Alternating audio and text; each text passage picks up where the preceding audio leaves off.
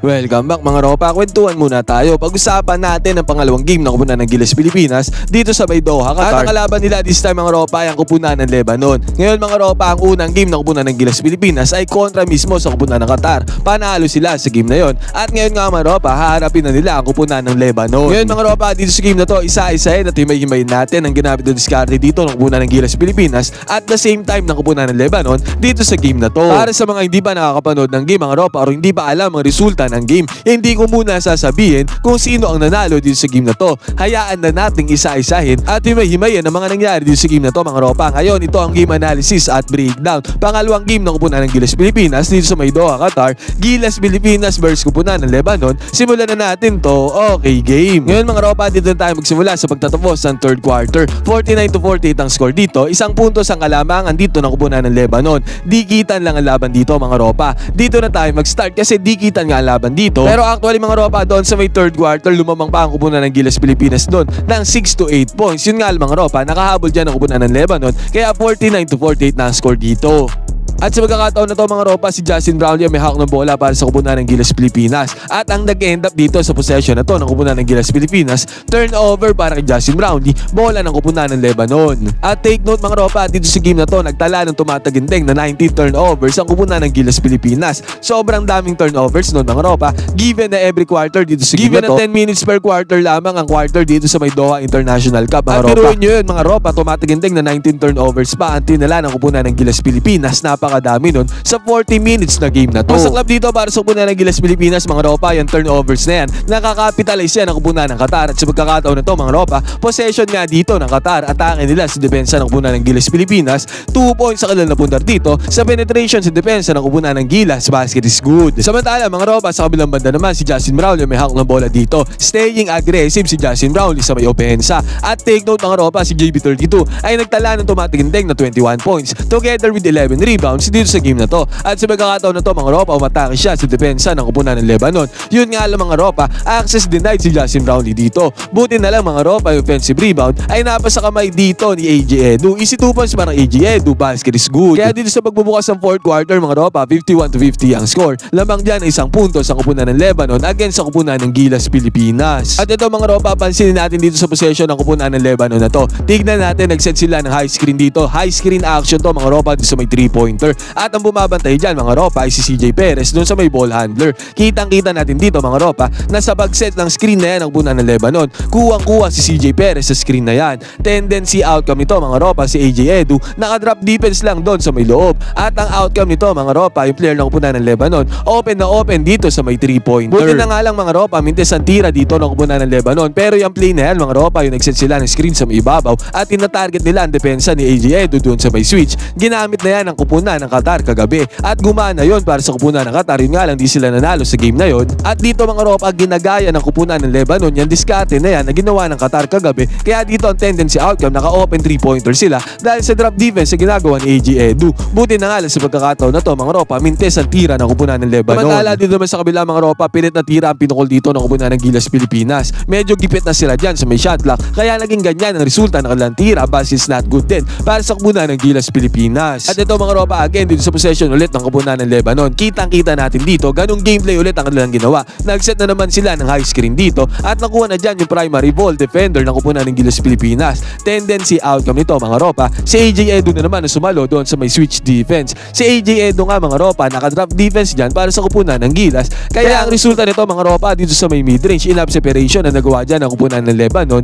At ang resulta nito mga ropa, 2-pointer para sa kupunan ng Lebanon, basket is good. Simpleng play lang ginagawa dito ng kupunan ng Lebanon mga ropa. Gantong play nga din yung ginawa ng Qatar kagabi kontra sa kupunan ng Gilas Pilipinas. At sobrang effective nito dahil si AJ Edu mga ropa, nakadrop defense yan lagi doon sa may loob pagka nag-switch na sa may depensa. Babawi sana si Justin Brownlee doon sa kabilang banda mga ropa sa kanyang 3-pointer na to. Yun nga lang, mintes ang tira dito ni JB32, hindi pumasok yan, baskets na. At sa kabilang banda mga ropa, susubok din sana ang kupunan ng Lebanon dito sa may 3-pointer, dito sa may left side corner 3-pointer, pero hindi rin pumasok ang tira ng Lebanon na yan. Parehong maalat dito sa opensa ang kupunan ng Lebanon. At the same time, lalo na ang kupunan ng Gilas Pilipinas. Kaya still mga ropa, ang score pa din dito sa may 4th quarter, 53-50, 3 puntos pa rin ang hawak ng lamangan dito ng kupunan ng Lebanon. At sa pagkakataon na to mga ropa, staying aggressive pa rin si Justin Brownlee. Yun nga lang kanyang mga tira dito ay hindi pumapasok talaga para sa kupunan ng Gilas Pilipinas. Medyo maalat ang opensa ng kupunan ng Gilas Pilipinas pagpapasok dito sa may 4th quarter. Still mga ropa, 50 pa din ang ilang score. Hindi sila makabutas dito sa ring. Samantala ang kupunan naman Lebanon mga ropa ay pumukol dito sa may mid-range jumper. Yun nga lang mga ropa, mintes pa rin ang tira dito ng kupunan ng Lebanon. Ang pagkakaiba lang dito, nakuha ng Lebanon yung offensive rebound at ang second chance points. Kaya sa pagkakataon na yan mga ropa, baskets good para sa kupunan ng Lebanon. 55-50 na ang score dito. 5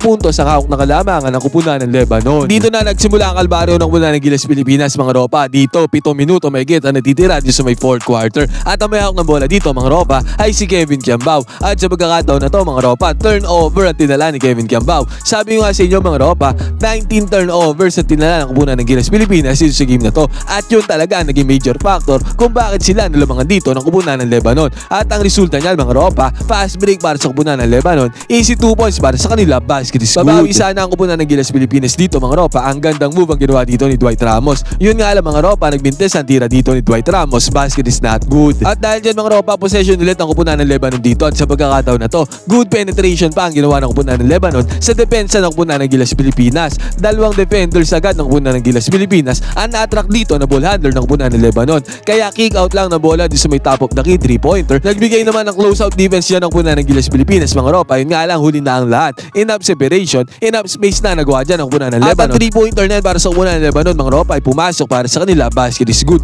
60-50 na ang score dito. Napako sa 50 ang score ng kupunan ng Gilas Pilipinas. Samantalang Lebanon naman mga ropa ay patuloy sa pag-alagwa sa kanilang opensa. At pagkatapos ito mga ropa, sa possession ng kupunan ng Gilas Pilipinas, another turnover na naman ang kanilang tinala dito. Sunod-sunod na turnovers nga tinala dito ng kupunan ng Gilas Pilipinas. At yan turnovers yan mga ropa ay nakakapitalize yan ng kupunan ng Lebanon. Fast break doon sa may kabilang banda mga ropa, another 2 points na naman napunta dito ng kupunan ng Lebanon, basket is good. At dahil dyan, 62-50 na ang score, 6 na minuto natitira dito sa may 4th quarter. 12 points na ang hawak ng kalamangan dito ng kupunan ng Lebanon sa isang iglap lamang dahil sa mga turnovers na kinukumit ng kupunan ng Gilas Pilipinas. Ito pa mga ropa, pagkatapos niyan, another possession na naman to para sa kupunan ng Gilas Pilipinas. Ikot nila ng bola dito, pero itong pag-ikot ng bola na to, nag-end up na naman to sa another turnover ng kupunan ng Gilas. At dahil dyan mga ropa, tendency outcome niyan, possession na naman dito ng kupunan ng Lebanon. Dito naman sa possession ng kupunan ng Lebanon mga ropa, nagbintes naman ang tira dito ng kupunan ng Lebanon. Pero kahit nagmimintes ang tira na yan ng kupunan ng Lebanon,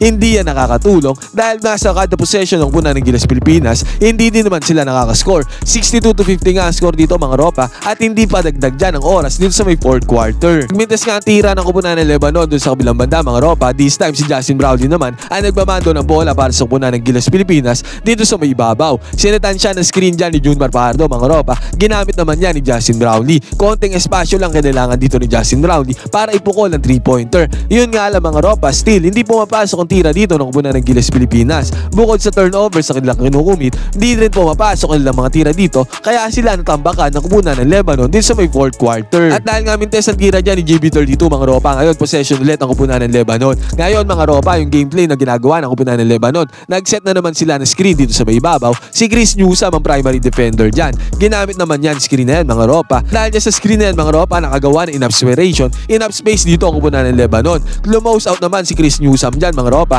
Good defense ang laro dyan ni Chris Newsome. Yun nga lang, enough space na nagawa dyan ang kupunan ng Lebanon para pumukol dito sa may 3-pointer. Ang sakit nitong 3-pointer na to para sa kupunan ng Gilas Pilipinas mga ropa, dahil itong 3-pointer na to ay pumasok para sa kupunan ng Lebanon. Tendency outcome yan mga ropa, 65-51 na ang score dito. 14 points ang hawak ng kalamangan dito ng kupunan ng Lebanon matatapos na ang game. Biglangan natambakan dito ang kupunan ng Gilas Pilipinas mga ropa dahil nga sa turnover sa kanilang kinukumit at the same time hindi sila makapukol dito ng kahit anumang puntos. Mabot pa nga sa puntong naging 69-53 ang score mga ropa. 16 points ang hawak ng kalamangan dito ng kupunan ng Lebanon. 3 minuto mahigit na lang natitira dito sa may 4th quarter. Nagmintes naman ang tira ng Lebanon dito para sana dagdagan ang kanilang kalamangan. Magmimake sana ng last push dito ang kupunan ng Gilas Pilipinas mga ropa, pero ang tira na to ni Dwight Ramos sa may 3-pointer ay mintes din para sa kanya. Basket is not good ulit para sa kupunan ng Gilas Pilipinas. At dito sa possession ng kupunan ng Lebanon mga ropa, magandang depensa naman ang ginawa dito ng kupunan ng Gilas. Hindi pa sila sumusuko dito sa laban na to.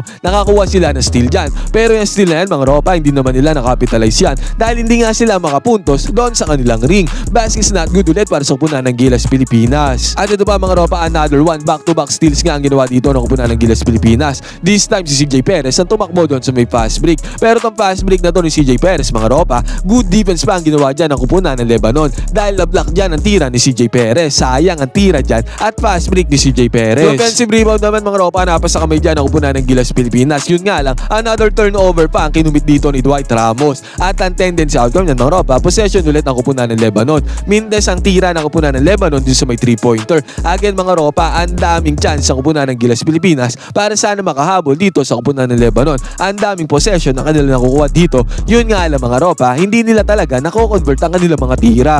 At another one mga ropa, dito sa possession na to ng kupunan ng Lebanon, steal na naman ang ginawa dito ng kupunan ng Gilas Pilipinas. Good defense na naman yan. At doon sa may kabilang banda, si Calvin Noptan ang nanguna sa may fast break. Pero again mga ropa, hindi talaga i-convert ng kupunan ng Gilas Pilipinas yung mga steal nila dito sa endgame. Mintes na naman ang tira dito ni Calvin Noptan, baskets not good. At dahil sa mintes na to ni Calvin Noptan mga ropa, doon sa kabilang banda, nakascore na dito ang kupunan ng Lebanon sa kanilang version ng kanilang fast break. 2 points dito para sa kupunan ng Lebanon. Again mga ropa, baskets good para sa kanilang kupunan. At dahil dyan mga ropa, ang score dito tumatagindeng na 71-53. Tambakol malala ang kupunan ng Gilas Pilipinas, patapos na tong game. At dito mga ropa, another possession ng kupunan ng Gilas Pilipinas, another turnover na naman ang kanilang kunlimit. At dahil sa turnover na yan ang kupunan ng Gilas Pilipinas mga ropa, sa possession ulit ng kupunan ng Lebanon, wala silang patawad dito against sa depensa ng kupunan ng Gilas. Good penetration na naman ang depensa dito ng kupunan ng Gilas. At ang resulta nito mga ropa, another slam dunk na naman ang ginawa dito ng kupunan ng Lebanon. Kaya ang nangyari dito, ang score 75-53 na tumataginteng.